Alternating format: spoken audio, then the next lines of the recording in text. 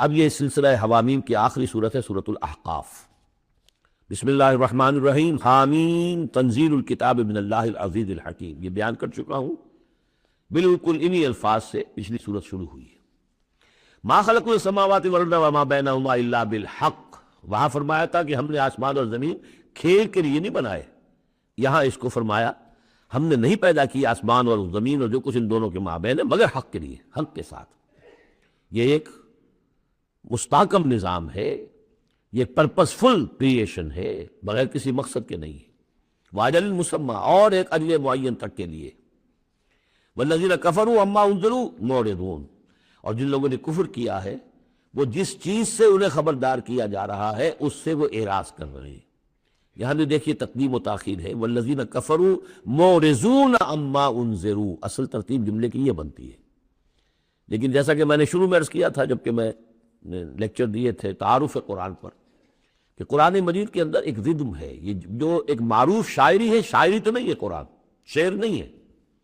لیکن جسے بلینک ورس کہا جاتا ہے، غالباً اس کا دنیا میں اگر رواج ہوا تو قرآن کی وجہ سے ہوا ہے۔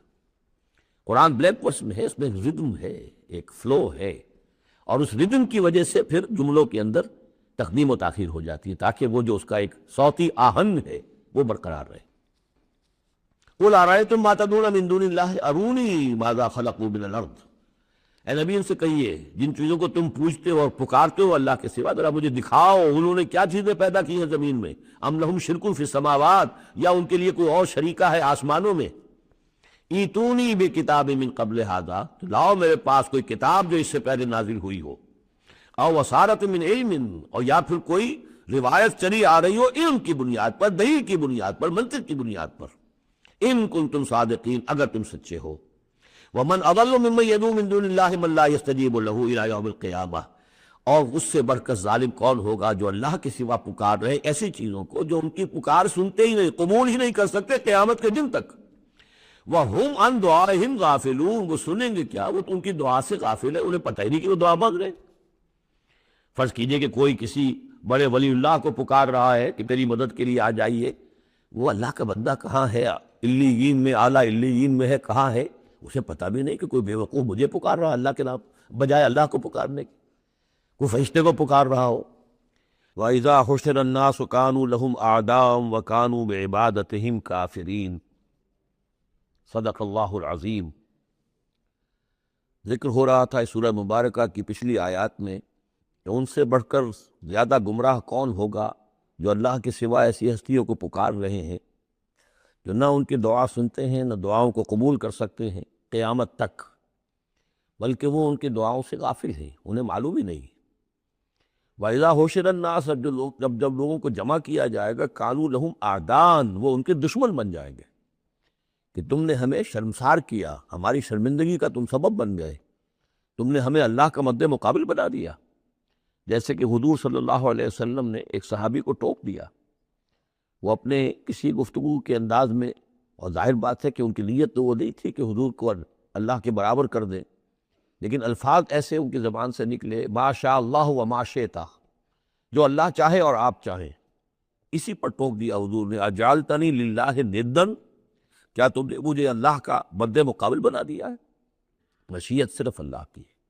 تو یہ اولیاء اللہ، یہ فرشتے، یہ پیغمبر، اگر انہیں آپ نے اللہ کے برابر بنا دیا، ان کو پکار رہے ہیں، ان سے دعائیں کر رہے ہیں، تو یہ تو گویا کہ ان کے لیے شرمندگی کی بات ہوگی اللہ کے سامنے، تو وہ دشمن بنیں گے۔ وَإِذَا حُشِرَ النَّاسُ كَانُوا لَهُمْ أَعْدَاءً وَكَانُوا بِعِبَادَتِهِمْ كَافِرِينَ، اور وہ تو ان کی عبادت کا انکار کریں گے۔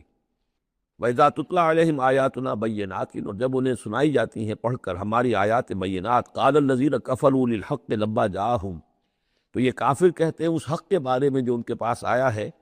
ھذا سحر مبین، یہ تو کھلا جادو ہے۔ ام یقولون افتراہ، سے گھڑ لیا ہے، یعنی محمد صلی اللہ علیہ وسلم نے یہ قرآن خود تصنیف کیا ہے۔ قل ان افتریتہ فلا تملکون لی من اللہ شیئا، اے نبی ان سے کہہ دیجئے کہ اگر میں نے یہ گھڑ کر اللہ کی طرف منسوب کیا ہوتا تو تم مجھے اللہ کے پکڑ سے کچھ بھی نہیں بچا سکتے۔ یہ مضمون آئے گا آخری پارے میں، لو تقول علینا بعض الاقاویل، بلکہ 29ویں پارے میں، لاخذناہ بالیمین ثم لقطعنا منہ الوتین،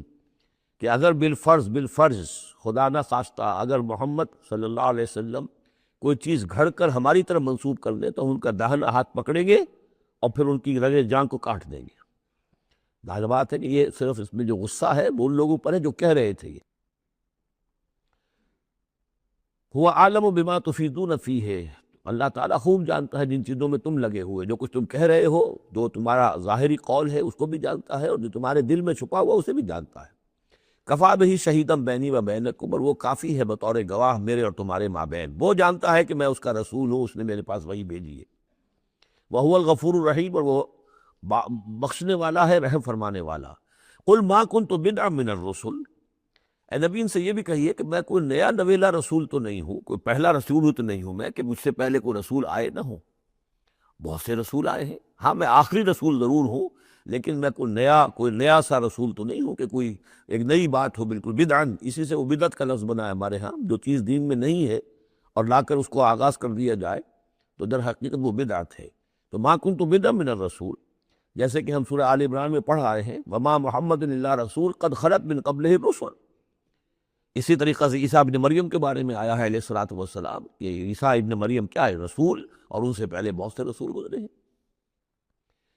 قل ما کنت بدعا من الرسل وما ادری ما یفعل بی ولا بکم، اور مجھے کچھ معلوم نہیں ہے کہ کیا کیا جائے گا میرے ساتھ اور کیا کیا جائے گا تمہارے ساتھ۔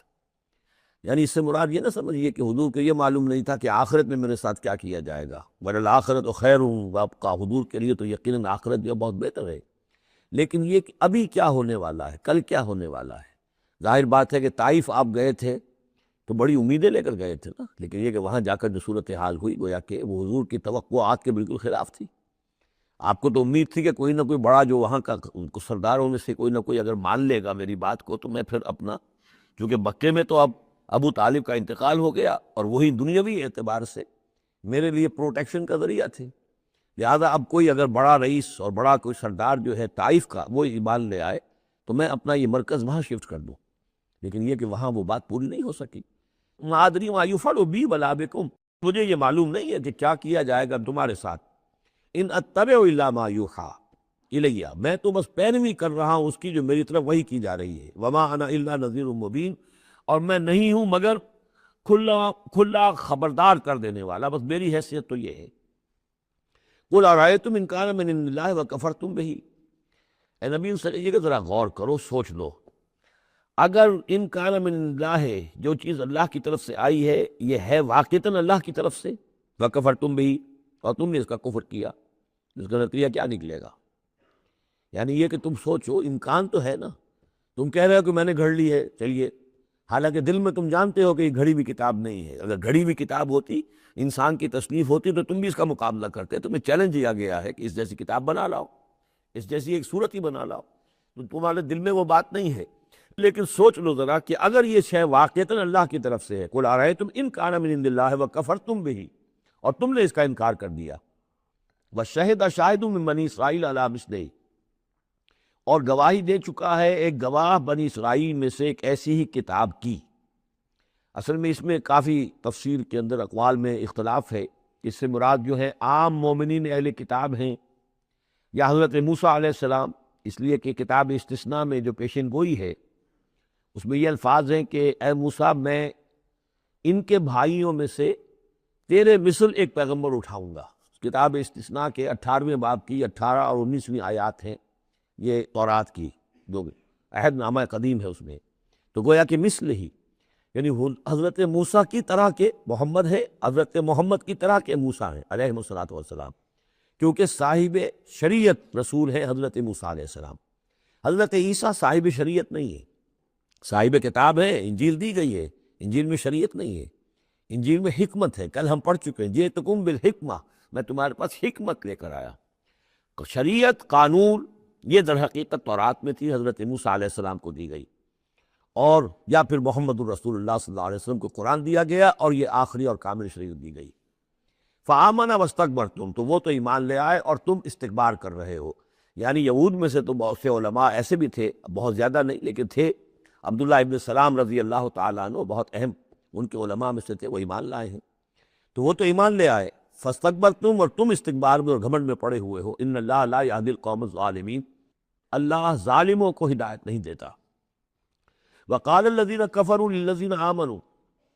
لو کان خیرم ما سبقونا الیہ، اور کہا ان لوگوں نے جنہوں نے کفر کی روش اختیار کی ان لوگوں کے بارے میں جو ایمان لائے، کیونکہ ان میں سے زیادہ تر جو حضور کے آس پاس ہوتے تھے، اس لیے کہ بہرحال ان میں سے بڑے بڑے لوگ بھی تھے جو ایمان لائے تھے حضور پر۔ حضرت عثمان ابن عفان بھی تھے، بڑے بڑے گھرانے کے فرد تھے، عبد الرحمن ابن عوف بھی تھے، وہ بھی کوئی غرباء اور فقراء میں سے تو نہیں تھے، طلحہ اور زبیر بھی تھے تو وہ بھی بڑے اونچے خاندانوں سے تھے۔ لیکن یہ کہ عام طور پر حضور کے آس پاس جو ہوتے تھے یہ لوگ اپنے اپنے کاموں کے اندر بھی مصروف ہوتے تھے، لیکن جو غرباء تھے وہ حضور کے ارد گرد زیادہ موجود رہتے تھے۔ اور یہ بات بار بار آ چکی ہے حضرت نوح کے بیان میں بھی اور پھر حضور کے بارے میں بھی کہ اے محمد تمہارے گرد تو ہم بیٹھے ہوتے ہیں ہمارے کمی کاری لوگ، بڑے گھٹیا لوگ، ہمارے پست طبقات کے لوگ جو ہیں، کوئی غلام ہے ہمارا، کوئی اور یہاں پہ محنت مزدوری کرنے والا ہے، تو ہمارے شایان شان نہیں ہے کہ ہم آپ کے پاس آ کر بیٹھے، یعنی ذرا ان کو اپنے سے دور کرو۔ جس پر کہ اللہ تعالیٰ نے کئی مرتبہ یہ فرمایا کہ اے نبی آپ ان کی بات پر نہ جائیے، اور کہیں ان اہل ایمان کو کہ جو صبح و شام اللہ کو پکارتے ہیں اور اللہ کی رضا جوئی میں لگے ہوئے ہیں، ان کو کہیں آپ اپنے سے دور نہ کر دیں، اگر ایسا آپ کریں گے تو یہ ظلم ہو جائے گا۔ لیکن بہرحال ان کا کہنا یہ تھا کہ اگر یہ لوگ جو ہے، اگر واقعتاً یہ خیر ہوتا، لو کانا خیرن ما سبقونا، اگر یہ واقعتاً خیر ہوتا قرآن اور یہ دین، کہ یہ لوگ جو ہے یہ اس پر سبقت نہ کرتے ہم سے، بڑے ہم ہیں، سمجھدار ہم ہیں، دانشور ہم ہیں، ایلیٹ آف دی سوسائٹی ہم ہیں، تو ہم نے تو پیش قدمی کی نہیں ہے، لیکن یہ لوگ پیش قدمی کر رہے ہیں، تو اس کا مطلب ہے کہ یہ بات بھی گھٹیا ہی ہے جو تم پیش کر رہے ہو، جس کو گھٹیا قسم کے لوگ قبول کر رہے ہیں۔ یہ طنز ہے اس میں چھپا ہوا۔ وقال الذین کفروا للذین آمنوا لو کان خیرا ما سبقونا وَإِذْ لَمْ يَهْتَدُوا بِهِ فَسَيَقُولُونَ هَذَا إِفْكٌ قَدِيمٌ، اور جب یہ اس قرآن کے ذریعے سے ہدایت نہیں پا رہے تو کہتے ہیں کہ یہ تو گھڑی ہوئی چیز ہے، افک ہے، پرانی شے ہے۔ وَمِن قَبْلِهِ کتاب موسیٰ اماما ورحمہ، حالانکہ اس سے پہلے موسیٰ کی کتاب موجود تھی اور اب بھی ہے، اماما ورحمہ، وہ بھی رہنمائی کرنے والی ہے اور رحمت ہے۔ وَهَذَا کتاب مصدق لسانا عربیا، اور یہ کتاب نازل ہوئی ہے اس کی تصدیق کرتے ہوئے، یعنی تصدیق دونوں معنی میں، ایک تو کہ قرآن تصدیق کرتا ہے کہ تورات اللہ کی کتاب تھی، اللہ کی کتاب ہے، اگرچہ اس میں تحریف کر دی گئی ہے لیکن بہرحال اللہ کی کتاب تھی۔ انا انزلنا التوراۃ فیہا ھدی ونور، ہم نے تورات نازل کی تھی، اس میں ہدایت بھی تھی، نور بھی تھا۔ پھر انجیل کے بارے میں فیہ ھدی ونور، قرآن دونوں کی تصدیق کرتا ہے۔ دوسری یہ کہ تورات میں اور انجیل میں جو پیشین گوئیاں تھیں ان کا مصداق بن کر قرآن آیا ہے، تو قرآن مصدق ہے لساناً عربیاً، اور بڑی ہی عمدہ فصیح اور بلیغ عربی زبان میں ہے، لینذر الذین، تاکہ خبردار کر دے ان لوگوں کو ظلموا، جنہوں نے کہ کفر کی روش اختیار کی، خبردار کر دینے کی ذمہ داری ہے۔ اور اسی لیے یہ جو آسان زبان میں ہم نے اس کو اتارا ہے تاکہ ہر شخص تک یہ بات پہنچ جائے۔ وَبُشْرَىٰ لِلْمُحْسِنِينَ، اور جو ایمان اور اسلام اور احسان کی روش اختیار کرے ان کے لیے یہ بشارت بن جائے۔ ان الذین قالوا ربنا اللہ ثم استقاموا فلا خوف علیہم ولا هم یحزنون، یقیناً وہ لوگ، یہ وہی الفاظ آ گئے جو سورہ حمیم سجدہ میں آئے تھے، جنہوں نے کہا ہمارا رب اللہ ہے پھر اس پر جم گئے۔ اور میں نے عرض کیا تھا، وہ پھر دوبارہ عرض کر رہا ہوں کہ استقامت میں قیامت مضمر ہے۔ جنہوں نے کہا ہمارا رب اللہ ہے پھر اس پر جم گئے، یعنی پھر راضی برضائے رب رہنا، اسی پر توکل کرنا، اسی کی رضا جوئی کو اپنی زندگی کا مقصد بنانا، پھر اس کی اطاعت کرنا، اس کے احکام کی پابندی کرنا، اور اس کے جملہ جو بھی اس نے ذمہ داریاں عائد کی ان کو پورا کرنے کے لیے تن من دھن لگا دینا، یہ سب استقامت میں شامل ہے۔ استقامت کے معنی کیا ہے؟ جیسے کہ میں نے آپ کو بتایا تھا کہ حضور سے ایک صاحب نے یہ پوچھا، بلکہ کہا، فرمائش کی کہ مجھے تو کوئی ایک بات ایسی بتا دیجئے جس سے میں پلے باندھ لوں، میں زیادہ لمبی چوڑی باتیں نہیں سمجھ سکتا۔ حضور نے فرمایا، قل آمنت باللہ ثم استقم، کہو کہ میں ایمان لایا اللہ پر، پھر جم جاؤ، ٹھک جائے تمہارا دل اس کے اوپر کہ واقعتاً پالن ہار وہی ہے، پروردگار وہی ہے، حاجت روا وہی ہے، مشکل کشا وہی ہے، اور وہ ہماری دعاؤں کا سننے والا وہی ہے۔ پھر یہ کہ اسی کے لیے انسان ہمتاً اپنے آپ کو وقف کر دے، ان صلاتی و نسکی و محیای و مماتی للہ رب العالمین۔ ان الذین قالوا ربنا اللہ ثم استقاموا فلا خوف علیہم ولا هم یحزنون، یہ استقامت والے جو ہیں یہ تو اولیاء اللہ ہو گئے نا۔ پھر جیسے کہ ہم نے سورہ یونس میں پڑھا تھا، الا ان اولیاء اللہ لا خوف علیہم ولا هم یحزنون الذین آمنوا وکانوا یتقون، جو ایمان لائے اور اس پر مستقیم ہو گئے، قائم ہو گئے، جازم ہو گئے، اور وہی تو اللہ کے ولی ہے، وہی اللہ کے دوست ہیں، ان کے لیے نہ کوئی خوف ہے نہ وہ کسی حزن سے دوچار ہوں گے۔ اولئک اصحاب الجنت خالدین فیہا، وہ جنت والے لوگ ہیں، اس میں رہیں گے ہمیشہ ہمیش، جزاء بما کانوا یعملون، اور یہ جزا ہوگا ان کے اعمال کا۔ یہ بات کئی دفعہ میں نے واضح کی ہے کہ بندے کو یہ سمجھنا چاہیے، اور یہی بندے کہیں گے جنت میں داخل ہونے کے بعد بھی کہیں گے اللہ کے نیک بندے، کہ ہماری یہ طاقت نہیں تھی، صلاحیت نہیں تھی کہ ہم اپنے بل پر اور اپنے اعمال کے بل پر یہاں جنت میں داخل ہو سکتے۔ یہ اللہ کا فضل ہے۔ الحمدللہ الذی ہدانا لہذا وما کنا لنہتدی لولا ان ہدانا اللہ، کل شکر اس اللہ کا جس نے ہمیں یہاں داخل کیا اور ہمیں پہنچا دیا یہاں تک ہماری رہنمائی فرما دی، اور ہم ہرگز ہدایت نہ پا سکتے اگر اللہ ہی ہمیں ہدایت نہ دیتا۔ لیکن اللہ تعالیٰ بار بار کہتا ہے کہ ٹھیک ہے، لیکن یہ کہ تمہارے اعمال تھے، تم نے بھی محنت کی تھی، تم نے فیصلہ کیا تھا، اما شاکرم و اما کفورا، جو ہم نے تمہیں اختیار دے دیا تھا، تم نے ہمارے شکر گزار بندے بن کر زندگی گزارنے کا فیصلہ کیا، ہم نے قدر افزائی فرمائی، ہم نے تمہیں توفیق دی، ہم نے تمہارے راستے کی رکاوٹوں کو جو ہے آسان کر دیا، لیکن یہ کہ بہرحال تمہارا عمل اس میں شامل ہے۔ جزام بما کانوا یعملون، یہ در حقیقت بدلہ ہوگا ان کے اعمال کا۔ ووصینا الانسان بوالدیہ، تاکید کی انسان کو اس کے والدین کے بارے میں احسانہ، کہ اس کے ساتھ احسان کی روش، نیک سلوک، خدمت، اور اس میں بھی خاص طور پر والدہ کا معاملہ جو ہے یہ سورہ بنی اسرائیل میں بھی ہے اور یہاں بھی ہے۔ وہاں بھی آیا تھا ووصینا الانسان بوالدیہ حملتہ امہ وہنا علی وہن وفصالہ فی عامین، تو والدین میں جو ہے والدہ کا حق فائق ہے والد کے حق پر، ویسے دونوں کے ساتھ اس نے سلوک ہو، دونوں کا ادب ہو۔ وَإِمَّا يَبْلُغَنَّ عِندَكَ الْكِبَرَ أَحَدُهُمَا أَوْ كِلَاهُمَا فَلَا تَقُل لَّهُمَا أُفٍّ وَلَا تَنْهَرْهُمَا وَقُل لَّهُمَا قَوْلًا كَرِيمًا، یہ ہم پڑھ چکے ہیں۔ لیکن یہاں بھی اور وہاں بھی خاص طور پر والدہ کا، اس لیے کہ مشقت جو ہے یہ پیدائش میں ساری کی ساری مشقت جو ہے ماں کی ہے، باپ کا کیا حصہ ہے؟ وہ تو ایک کوئی اس کی لذت کا لمحہ ہوتا ہے، وہ اس کے اندر اس نے وہ بوند ٹپکائی اور فارغ۔ اب وہ ساری مصیبت کون جھیل رہی ہے؟ وہ عورت جھیل رہی ہے، ماں جھیل رہی ہے۔ سارا پریگننسی کا دور جو ہے اس میں، ابتدائی دور جو ہے اس میں اسے جی بتلا رہا ہے، الٹیاں آ رہی ہیں، چیزوں سے نفرت ہو رہی ہے، پھر جب بوجھل ہو گئی ہے، جسم بوجھل ہو گیا ہے، بوجھ اٹھائے ہوئے ہے، پھر وضع حمل کی مشقتیں ہیں، وہ درد ذیل ہے، پھر اس کو دودھ پلانا ہے 2 سال تک، اس کے جو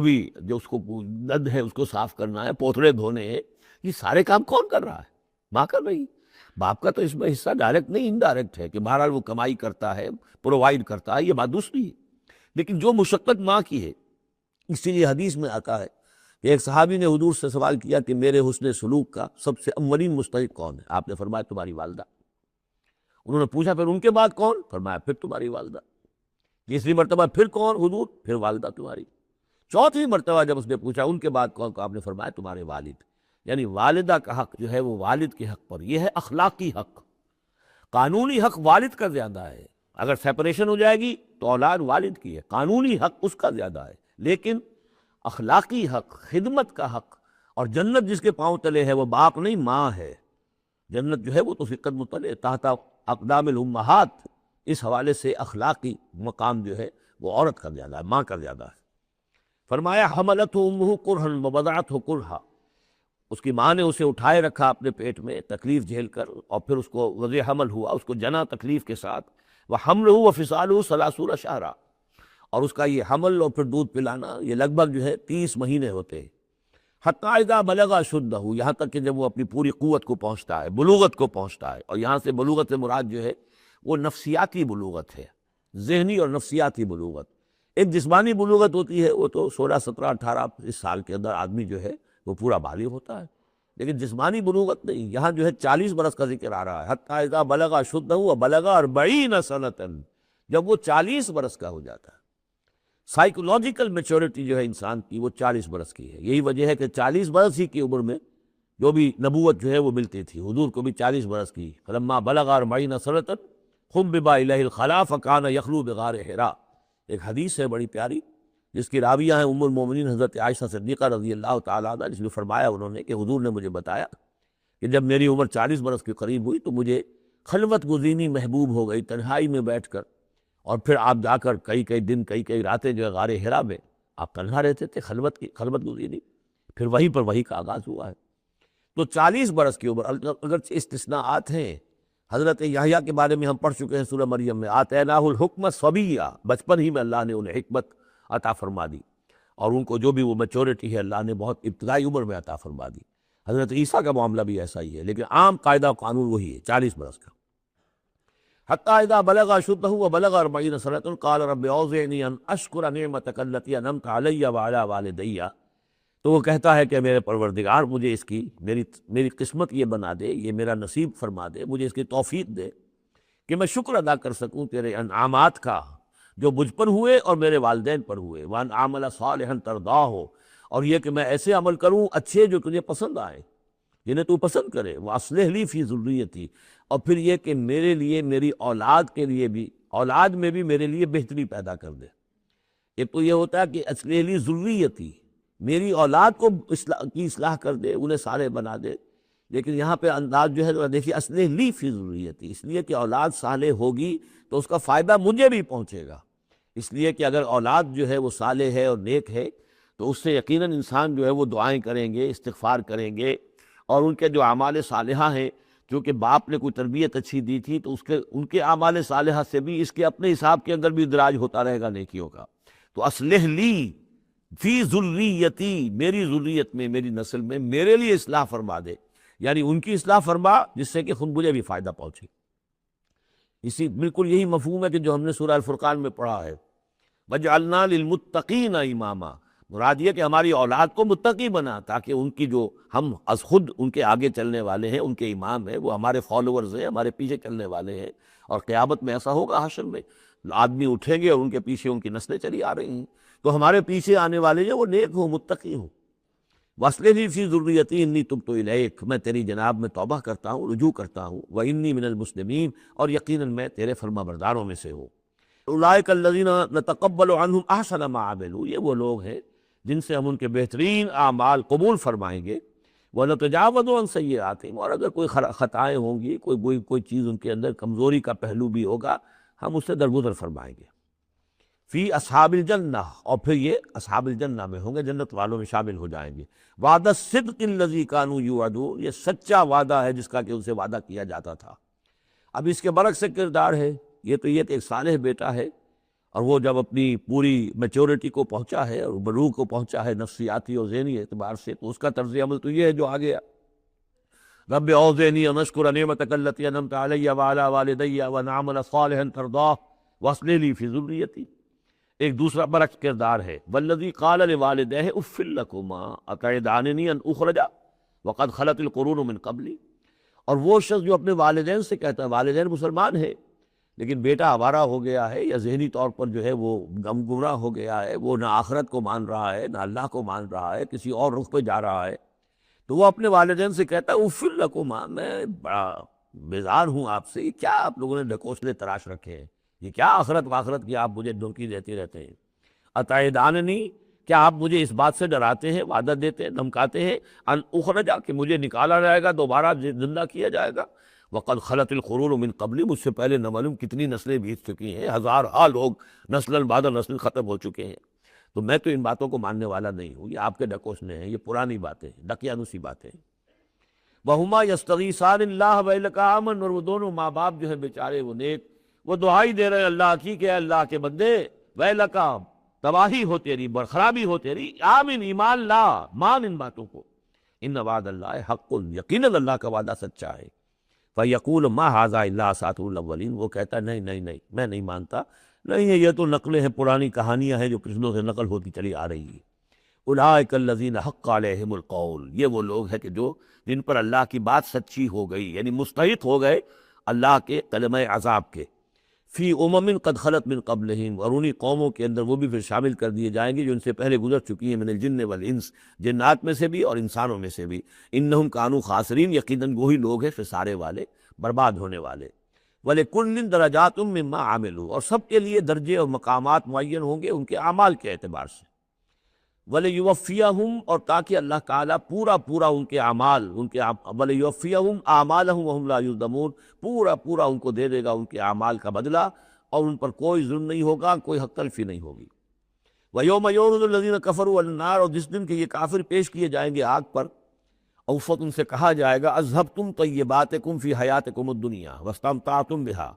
دیکھو بھائی تم نے اپنے جو مزے لینے تھے، لوٹنے تھے، عیش کرنے تھے، وہ تم دنیا کی زندگی میں کر چکے ہو، تم نے وہاں حرام خوریاں کی، حلال اور حرام کی تمیز کو ختم کیا، تم نے وہاں عیش کیے، اذہبتم طیباتکم، اپنی مرضی کی چیزیں جو ہے وہ تم لے چکے، لے جا چکے، فی حیاتکم الدنیا، تم اپنی دنیا کی زندگی میں، واستمتعتم بہا، اور اس سے تم نے بہت فائدہ اٹھا لیا۔ فَالْيَوْمَ تُجْزَوْنَ عَذَابَ الْهُونِ بِمَا كُنْتُمْ تَسْتَكْبِرُونَ فِي الْأَرْضِ بِغَيْرِ الْحَقِّ، تو آج اب تمہیں بہت ہی اہانت آمیز عذاب دیا جائے گا، ذلت کا عذاب، بسبب اس تکبر کے جو تم کرتے رہے ہوئے زمین میں ناحق، وَبِمَا كُنْتُمْ تَفْسُقُونَ، اور جو تم نے وہاں پر نافرمانیاں کی ہیں اور ہمارے احکام کو توڑا ہے۔ وَاذْكُرْ أَخَا عَاد، اور ذرا تذکرہ کیجئے اخا عاد، عاد قوم عاد کے بھائی کا، یعنی حضرت ہود علیہ الصلوۃ والسلام، اذ انذر قومہ بالاحقاف، جب کہ انہوں نے اپنی قوم کو خبردار کیا احقاف میں، یہ احقاف کا علاقہ تھا بالکل جنوبی ساحل جو ہے عرب کا، جزیرہ نما عرب کا، اس کے ساتھ، اور اب وہاں پر بہت ہی سخت قسم کا، وہ بدترین قسم کا صحرا ہے احقاف۔ وقد خلت النذر من بین یدیہ ومن خلفہ، ان سے پہلے بھی، ان کے سامنے بھی اور بہت سے خبردار کرنے والے آئے تھے۔ یہ میں نے عرض کیا تھا کہ انبیاء متعدد آ کر پھر آخری کو رسول آتا تھا کہ جو پھر آخری اتمام حجت کرتا تھا۔ اللہ تعبدوا الا اللہ، انہوں نے یہی دعوت دی تھی کہ مت پوجو کسی کو سوائے اللہ کے۔ انی اخاف علیکم عذاب یوم عظیم، مجھے اندیشہ ہے تمہارے اوپر، تمہارے بارے میں کہ ایک بڑے دن کا عذاب تم پر آئے گا۔ قالوا اجئتنا لتافکنا عن آلہتنا، انہوں نے کہا کہ کیا تم اس لیے آئے ہو اے ہود کہ تم ہمیں اپنے ان معبودوں سے برگشتہ کر دو؟ فاتنا بما تعدنا ان کنت من الصادقین، تو اگر تم سچے ہو تو جس عذاب کی دھمکی ہمیں دے رہے وہ لے آؤ۔ قال انما العلم عند اللہ، انہوں نے کہا کہ اس کا علم تو اللہ کے پاس ہے، کل علم اللہ کے پاس ہے، وہ عذاب آئے گا، کب آئے گا، کس صورت میں آئے گا، میں نہیں جانتا، وہ اللہ جانتا ہے۔ وَأُبَلِّغُكُم مَّا أُرْسِلْتُ بِهِ، اور میں تو تمہیں پہنچا رہا ہوں وہ جو اس نے مجھے دے کر بھیجا ہے، جو پیغام اس نے دیا میں پہنچا رہا ہوں، میرا کام انذار ہے، ابلاغ ہے، پہنچا دینا ہے، واضح کر دینا ہے۔ وَلَٰكِنِّي أَرَاكُمْ قَوْمًا تَجْهَلُونَ، لیکن میں دیکھ رہا ہوں کہ تم نے بہت جہالت کی روش اختیار کر لی ہے، بجائے اس کے کہ میری بات پر غور کرو، دیکھو، سوچو، دل میں اترے تو اسے قبول کرو۔ تم نے تو گویا کہ ادھار کھائے بیٹھے ہو اس کی نفی پر اور اس کو نہ ماننے پر، تو تم جہالت پر اتر آئے ہو۔ فلما راہ عارضا مستقبل اودیتہم، تو عذاب الہی جب آیا، اس کے آثار جب آئے تو وہ ایک ایسی صورت میں تھے کہ جو ہے کہ بادل آ رہے ہیں، تو جب دیکھا انہوں نے اس کو، یعنی عذاب کو، راؤ ہو، یہ وہ عذاب کے لیے ضمیر ہے، عارضاً کہ اس کو ہم نے ایک ابر کی صورت میں بھیجا، مستقبل اودیتہم، جو ان کی وادیوں کی طرف چلا آ رہا تھا، سامنے آ رہا تھا۔ قالوا ھذا عارض ممطرنا، یہ تو بادل آ گئے، ابر ہے، اب بارش ہوگی، جل تل ہو جائیں گے، مطر آ رہی ہے۔ بل ہوا مستعجلتم بہ، نہیں، یہ تو وہ شے جس کی تم نے جلدی مچائی تھی کہ لے آؤ عذاب اگر لا سکتے ہو۔ ریح فیہا عذاب علیم، وہ ایک جھکڑ تھا جس کے بارے میں آئے گا سورۃ الحاقہ میں کہ سخر علیہم سبع لیال و ثمانیۃ ایام، 7 رات اور 8 دن مسلسل وہ جھکڑ چلا ہے۔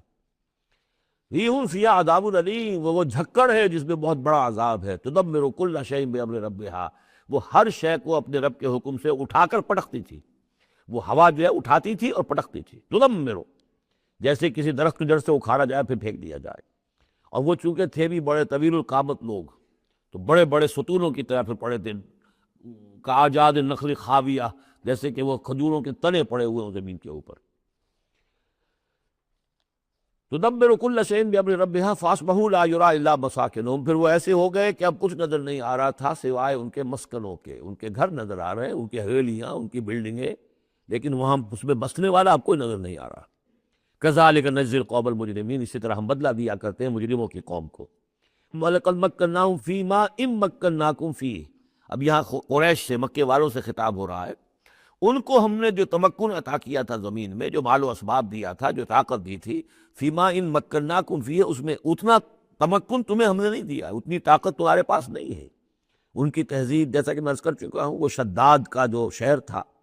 اب اس کے جو ہیں باقیات وہ نظر آ چکے ہیں سیٹلائٹس کے ذریعے سے کہ زمین کے نیچے جو ہے بہت گہرے وہ موجود ہیں، جو ان کے اوپر عذاب آیا اور اس کے اوپر، لیکن وہ دبے ہوئے موجود ہیں۔ اس کے بڑے بڑے جو ہے ستون جو بنائے تھے انہوں نے، غالباً 30 بڑے بڑے ان کی فصیل کے ساتھ جو ہے پلرز ہیں، ان کو گن لیا گیا ہے، اب وہ موجود ہیں۔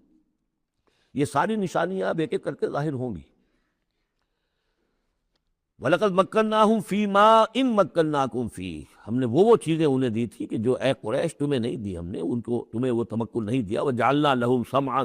وابصارا وافئدہ، ہم نے ان کے لیے بھی ہم نے انہیں سماعت کان بھی دیے تھے، وابصارا آنکھیں بھی دی تھی، افئدہ بھی دیے تھے، دل اور عقل بھی دی تھی. فما اغنی عنہم سمعہم ولا ابصارہم ولا افئدتہم من شیء، تو کچھ کام نہیں آئے ان کے، نہ تو ان کی سماعت، ان کی بصارت، نہ ان کے دل یا عقلیں من کسی شے میں انہیں نہیں بچا سکے. اذ کانوا یجحدون بآیات اللہ، جب کہ وہ انکار کرتے رہے اللہ کی آیات کا. وحاق بہم ما کانوا بہ یستہزئون، اور ان کو گھیر لیا اور ان پر الٹ پڑی وہی چیزیں جن کا کہ وہ مذاق اڑایا کرتے تھے. وَلَقَدْ أَهْلَكْنَا مَا حَوْلَكُم مِّنَ الْقُرَىٰ، اور ہم نے تو ہلاک کیا ہے بہت سی بستیوں کو جو تمہارے ہی ارد گرد آباد تھیں. میں وہ نقشہ بنا کے بھی آپ کو دکھا چکا ہوں کہ یہ تمام جو احقاف یہ گویا کہ مکے کے جنوب مشرق میں تھے. سمود کا علاقہ جو ہے مکے کے شمال میں تھا. اسی شمال کے رخ پر جو ہے پھر وہ مدین کا علاقہ، اور پھر یہ کہ ادھر ڈیڈ سی کے ساتھ ساحل پر اس کے بھی اب حال ہی میں خبر آئی ہے کہ اس کے بھی جو کھنڈرات وغیرہ ہیں وہ بحیرہ بردار، اس کے اندر پانی کے نیچے وہ موجود ہیں. ابھی ان کی تلاش ہو گئی ہے، وہ معلوم ہو گئے ہیں، انکشاف ہو گیا ہے. تو فرمایا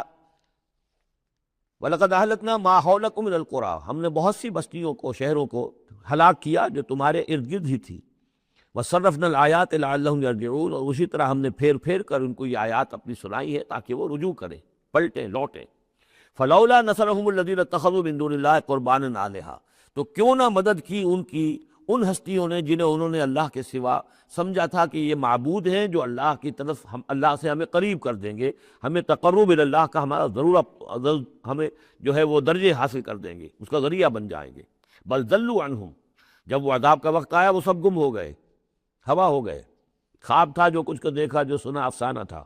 وذالک افکہم، یہ تو اصل میں ان کی من گھڑت باتیں تھیں، ان میں حقیقت کو تھی ہی نہیں. وما کانوا یفترون، اور جو کچھ بھی افترا وہ کر رہے تھے وہ تھا. وَإِذْ صَرَفْنَا، اب وہ واقعہ آ رہا ہے جس کا میں نے آج شروع میں تذکرہ کیا تھا. اور حضور صلی اللہ علیہ وسلم، اور یہ واقعہ جو ہے جب کہ حضور گئے تھے طائف، اور طائف سے جب واپس آ رہے تھے تو آپ نے نخلہ، ایک مقام ہے وادی نخلہ، اس میں چند دن قیام کیا مکے جانے سے پہلے. اور چونکہ دل گرفتہ تو بہت تھی جب آپ طائف سے واپس آئے ہیں، طائف میں جو کچھ بیتی تھی وہ آپ کو معلوم ہے. بہرحال وہاں آپ فجر کے وقت ایک وہ نماز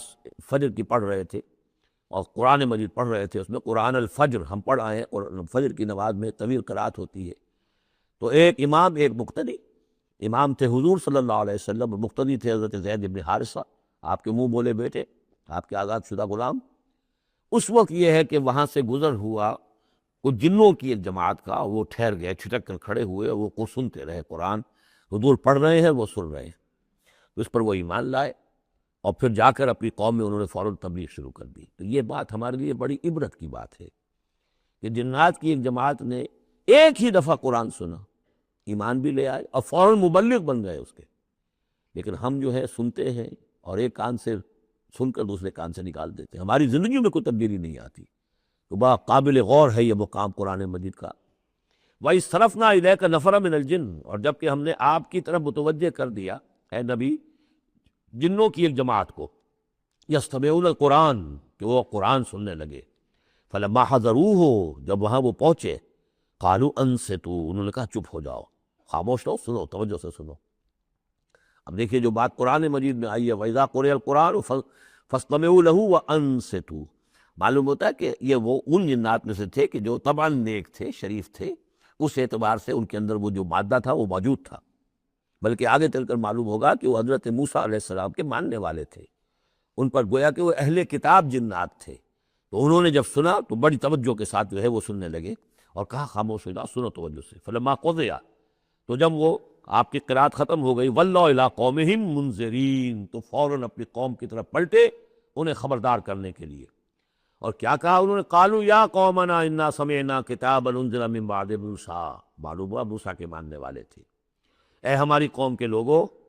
ہم نے کتاب سنی ہے جو نازل ہوئی ہے اب موسیٰ کے بعد. کتاب جو نازل ہوئی ہے موسیٰ کے بعد وہ قرآن ہی ہے. اگرچہ ہم مانن کہہ دیتے ہیں عرفاً، انجیل کو بھی کتاب، لیکن کتاب کا لفظ میں نے بارہا آپ کو بتایا ہے کہ شریعت کے لیے آتا ہے. کتاب قوانین کے لیے آتا ہے. کتب علیکم کتب علیکم کتب علیکم. نماز بھی ہے کتابا موقوتا، عدت کے لیے آیا حتیٰ یبلغ الکتاب و اجلہ، تو شریعت کے احکام کے لیے جو ہے وہ اصل میں یہ لفظ خاص ہے۔ تو تورات چونکہ شریعت کی حامل تھی، اور قرآن پھر شریعت دوسری جو آئی ہے موسیٰ کی شریعت کے بعد، وہ شریعت محمدی ہے صلی اللہ علیہ وسلم۔ ورنہ ظاہر بات ہے کہ ان کے علم میں ہوگا کہ حضرت عیسیٰ بھی آئے اور وہ ایک کتاب تو لائے، لیکن یہ کہ اس میں شریعت نہیں۔ قالوا یا قومنا انا سمعنا کتابا انزل من بعد موسیٰ مصدقا لما بین یدیہ، اور یہ تصدیق کرتے ہوئے آئی ہے اس کی جو اس کے سامنے موجود ہے، یعنی تورات، یہدی الی الحق، اور یہ رہنمائی کر رہی ہے حق کی طرف، الی طریق مستقیم، اور ایسے راستے کی طرف جو بالکل سیدھا ہے۔ صراط مستقیم، صراط بھی راستہ، طریق بھی راستہ، سبیل بھی راستہ، سوا سبیل سیدھا راستہ،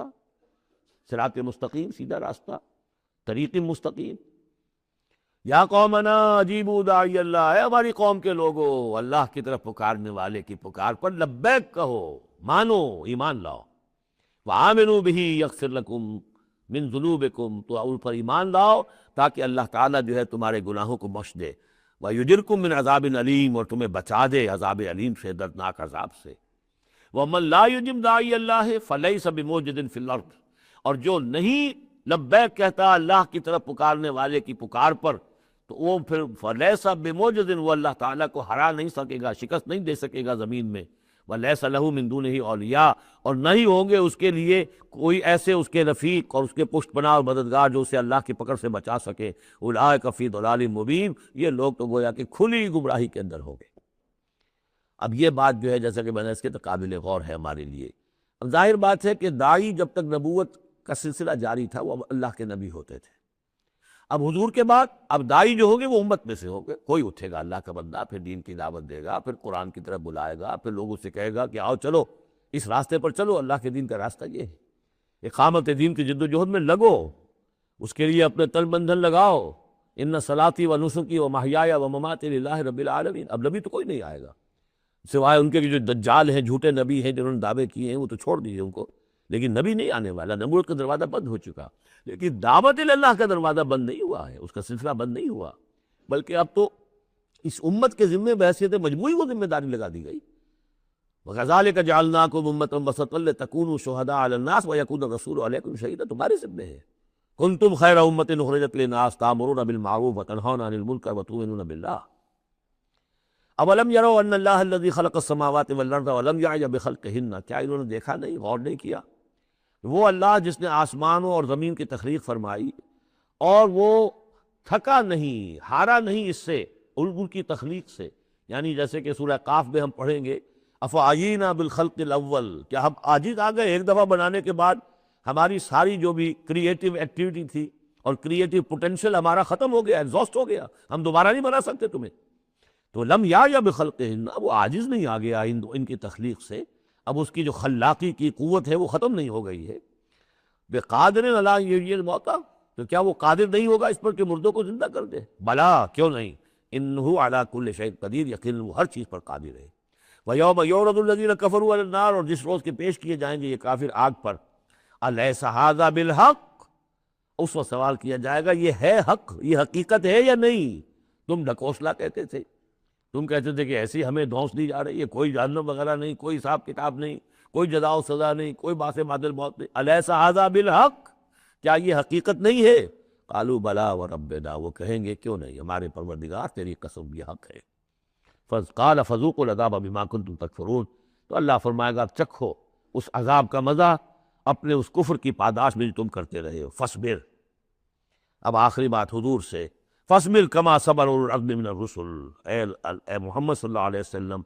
آپ بھی صبر کیجئے جیسے کہ ہمارے اولو العزم رسول آپ سے پہلے صبر کرتے رہی۔ یہ اولو العزم من الرسل عام طور پر خیال ہے کہ 5 ہیں، بعض حضرات 7 شمار کرتے ہیں، حضرت ہود حضرت صالح کو بھی شامل کرتے ہیں،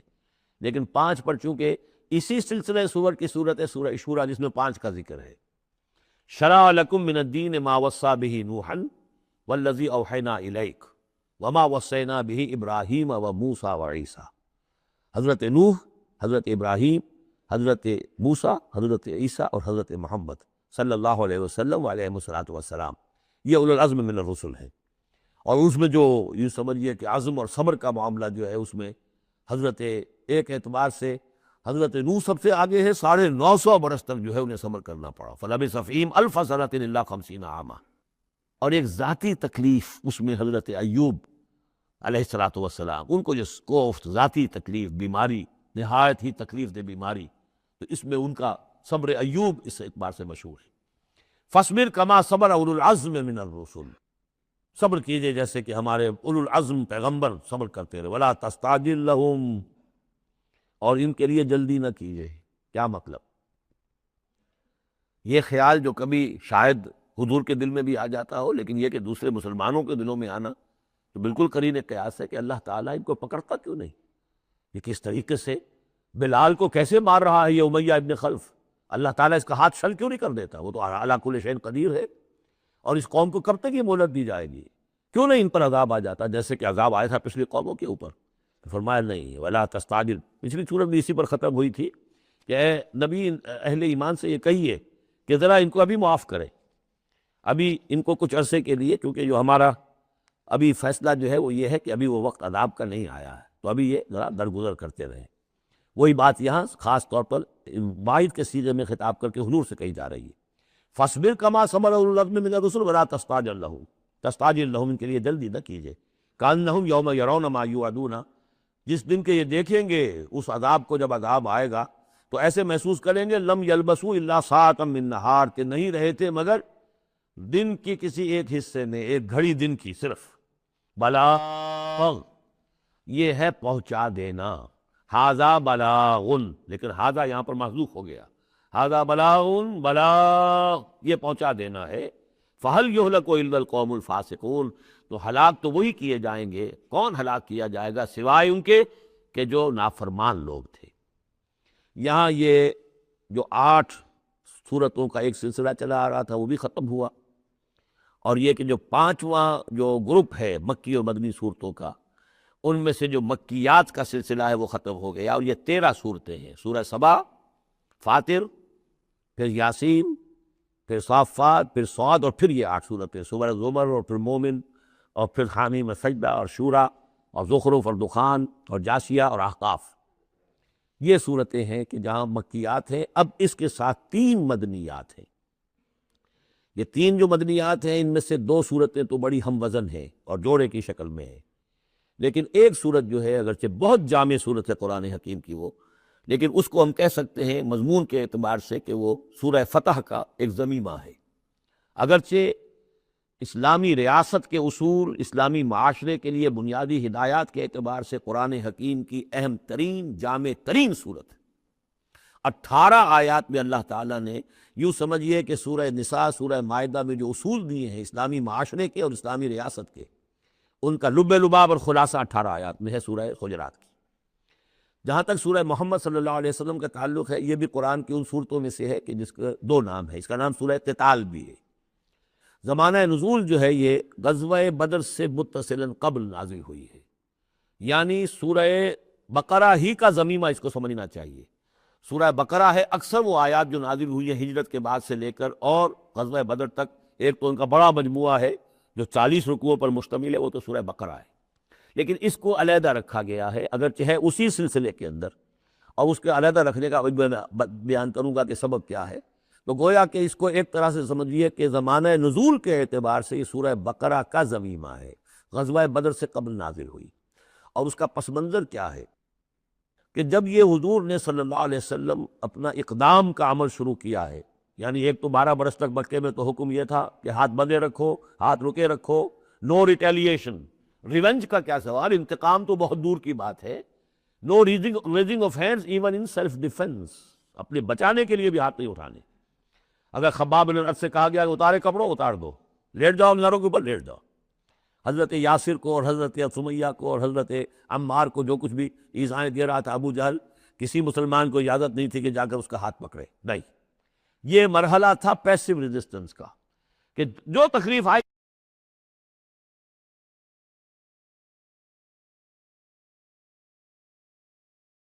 اب اقتتال کا دور شروع ہو گیا۔ لیکن یہ کہ جو منافقین تھے یا جن کے دلوں میں روگ تھا، جو اب اس جان جوکھوں میں ڈالنے کے لیے تیار نہیں تھے، وہ کچھ کہہ رہے تھے کہ آخر لڑائی بڑائی کا کیا فائدہ ہے، یہ تو کوئی صلح سے کام کرنا چاہیے. یا کوئی یہ بھی کہتا ہوگا کہ گر دے کر مارا جا سکتا ہو تو زہر کائے کو دینا ہے.